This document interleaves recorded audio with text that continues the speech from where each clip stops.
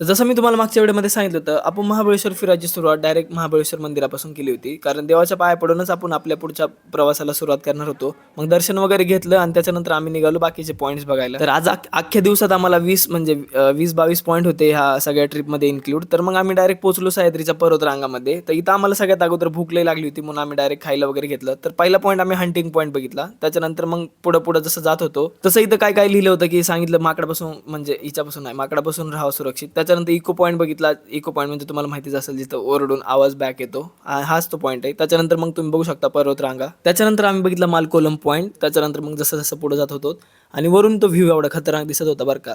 मग जरा पुढे गेलो मग अजून एक पॉईंट दिसला म्हणजे टायगर स्प्रिंग पॉईंट. याची खासियत आहे की इथं म्हणजे प्युअर नॅचरल वॉटर निघतं आणि त्या हे आजीबाई काढत होत्या. मग मी खाली जाऊन मग एक बॉटल भरून घेतली म्हणजे त्यांना पैसे वगैरे दिले. तर पाणी एवढं छान होतं. मग त्याच्यानंतर इथं वरी बी बघू शकता.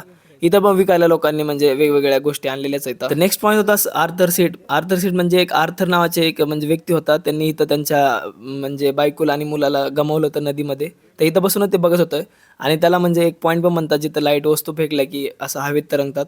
पण माझ्यासाठी हेच सगळ्यात मोठे म्हणजे हे येतं की जे सह्याद्रीला वाचवतं ते सगळ्या कचऱ्यापासून. दुसरीकडे लोक सगळे एन्जॉय वगैरे करत होते. त्याच्यानंतर मग शाळेतल्या ट्रिप पण येत होत्या इथं महाबळेश्वरला. मग आपण काय कैऱ्या वगैरे खायला घेतल्या. लई दिवसांनी कैरी खाल्ली बरं का मी. मग त्याच्यानंतर आम्ही बाकीचे पॉईंट फिरलो.